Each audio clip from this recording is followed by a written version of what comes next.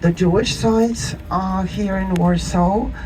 Of course, we can say that the Jews were lived everywhere in the city, but we will concentrate on the ghetto.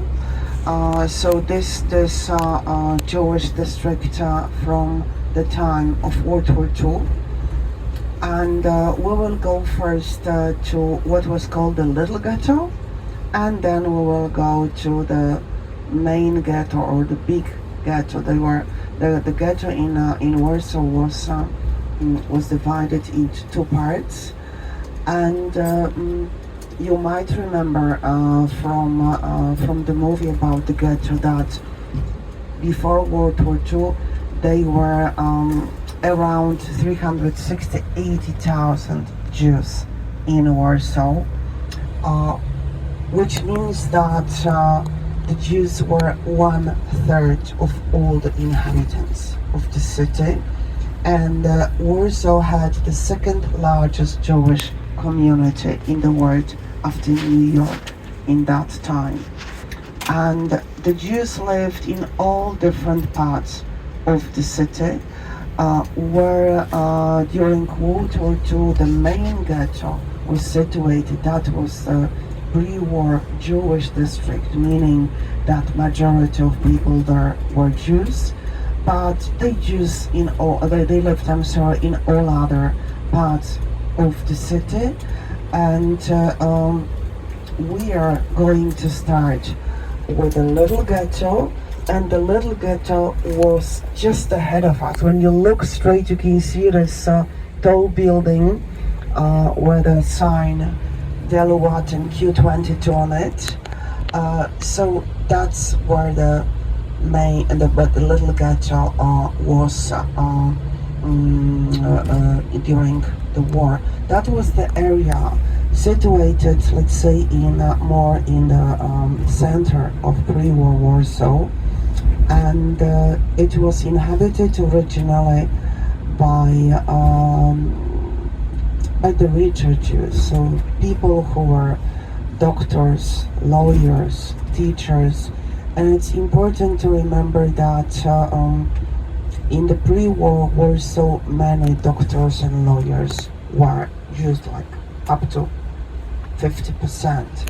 So if you've seen the movie The Pianist by Roman Polanski with Adrian Brody playing the main character, so the pianist, his family lived originally in this area, which is ahead of us, and which became part of the ghetto during the war.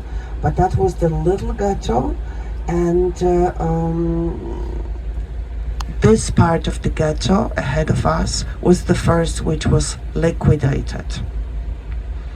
So if you remember the movie, you know that the ghetto, exactly the same like in Krakow and many other places, was surrounded by the wall. Such wall did not exist, of course, before the war.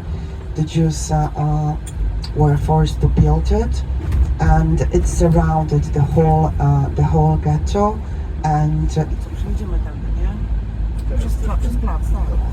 And there were 15 guarded gates in the wall to get inside the ghetto or to leave it. But people who were in the ghetto, they needed a special permission to go out. People who were not Jews, if they needed to visit the ghetto, they also had to have a special document. Otherwise, they were not accepted to pass the gate. And we are now going to pass the square, which we call in Polish Plac Grzybowski Square, which was like the center of the main part of the ghetto. I'm sorry, the little ghetto. I'm sorry, but that was this area where before the war many richer Jews lived, and in pre-war Warsaw there were many synagogues and praying houses. Very often they were private praying houses. Here there was a small synagogue, which was the Orthodox synagogue, and this is the only synagogue which survived World War II.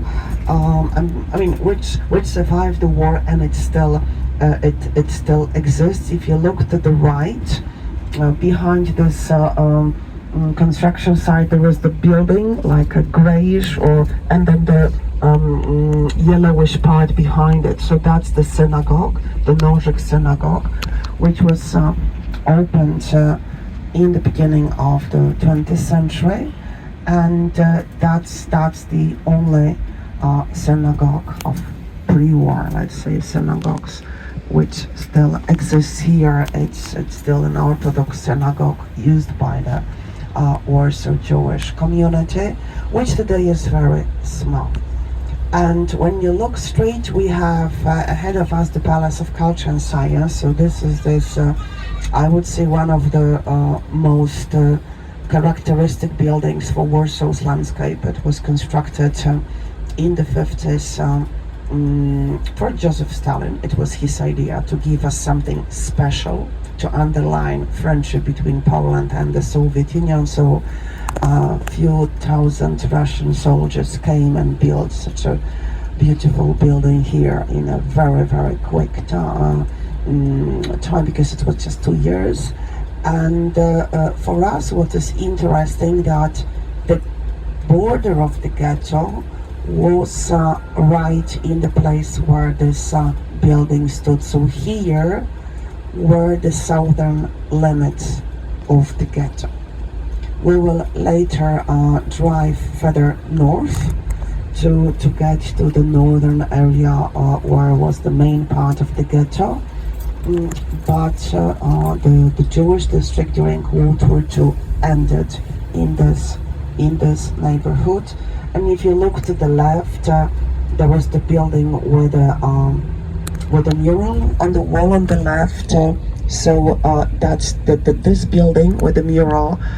That's the pre-war building too, and it was one of the Jewish hospitals.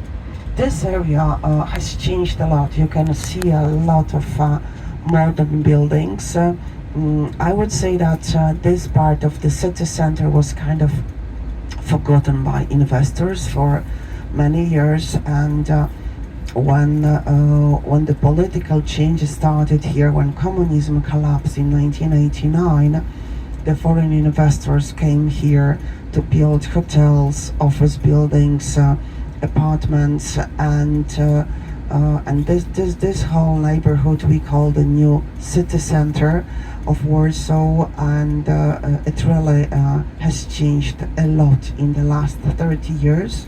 But this is the area where used to be the little ghetto, and here more buildings survived than in the main part of the ghetto, because in 1943, when there was an uprising in the ghetto, the fights were mostly in the northern part, so there everything was demolished. Here, this area was less destroyed, because when the Warsaw Ghetto was officially created, closed, let's say, because in the beginning, the Jews could leave it. They had to move into the ghetto, but then they could normally go out of it. They just had to live here.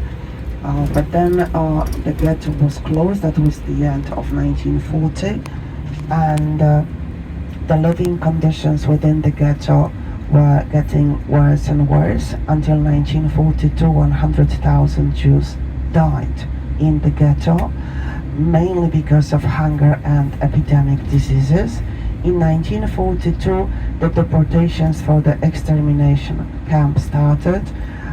You remember that Warsaw Jews were sent mostly to Treblinka, and the deportations, when they started, first the people from this area where we are were sent out of Warsaw, because the Germans had a plan that they would take the Jews from here, and they would move here people who lived in the district which was supposed to become a German part of the city.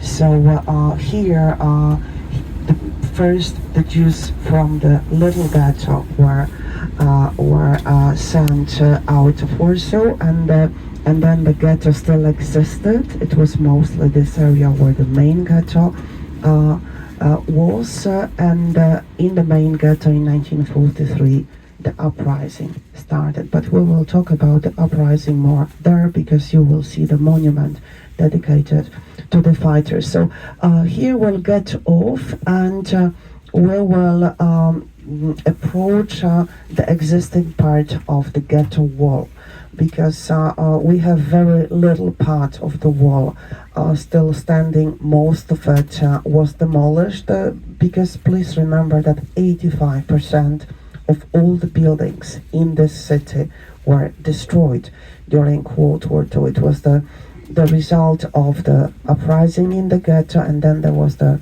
second uprising in Warsaw, and during the second uprising and after the second uprising, practically the whole city center was destroyed. So leave everything that you don't need, and just follow me. We will be here for like 15 minutes probably.